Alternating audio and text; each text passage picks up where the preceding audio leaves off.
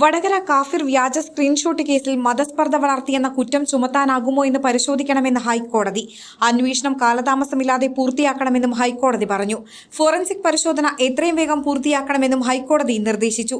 League പ്രവർത്തകൻ P K Qasem നൽകിയ ഹർജി തീർപ്പാക്കുകയായിരുന്നു ഹൈക്കോടതി. പി കെ ഖാസിമിന് കേസിലെ ഇരയ്ക്കുള്ള അവകാശങ്ങളുണ്ടെന്നും ഹൈക്കോടതി പറഞ്ഞു. പി കെ ഖാസിമിന് പരാതിയുണ്ടെങ്കിൽ മജിസ്ട്രേറ്റ് കോടതിയെ സമീപിക്കാം. എല്ലാ സാധ്യതകളും ഉപയോഗിച്ച് അന്വേഷിക്കുന്നുവെന്ന സർക്കാർ വാദവും കോടതി അംഗീകരിച്ചു. ഹൈക്കോടതിയുടെ കൂടുതൽ ഇടപെടൽ കേസിൽ ആവശ്യമില്ലെന്നും സിംഗിൾ ബെഞ്ച് വ്യക്തമാക്കി.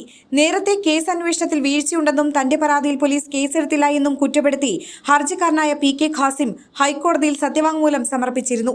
കേസിൽ വടകര പോലീസ് ചുമത്തിയത് ദുർബലമായ വകുപ്പുകളാണെന്നും മതസ്പർദ്ധ വളർത്തിയതിനും വ്യാജരേഖ ചമച്ചതിനുമുള്ള കുറ്റം ചുമത്തിയില്ല എന്നും ഹർജിക്കാരൻ ആരോപിച്ചിരുന്നു.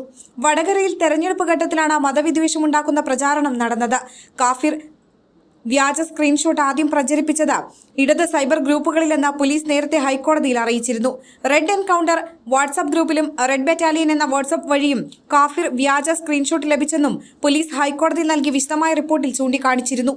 2024 ഏപ്രിൽ 25 ഉച്ചയ്ക്ക് 2:13 റെഡ് എൻകൗണ്ടർ വാട്സ്ആപ്പ് ഗ്രൂപ്പിൽ സ്ക്രീൻഷോട്ട് ആദ്യം പ്രത്യക്ഷപ്പെട്ടതെന്നാണ് റിപ്പോർട്ടിൽ വ്യക്തമാക്കിയിരുന്നത്. ഏപ്രിൽ 25 ഉച്ചയ്ക്ക് 2:34 റെഡ് ബറ്റാലിയൻ വാട്സ്ആപ്പ് ഗ്രൂപ്പിലും സ്ക്രീൻഷോട്ട് പോസ്റ്റ് ചെയ്തു.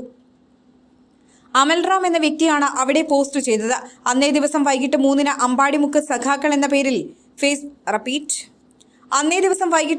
അമ്പാടിമുക്ക് സഖാക്കൾ എന്ന ഫേസ്ബുക്ക് പേജിൽ സ്ക്രീൻഷോട്ട് പ്രചരിച്ചു.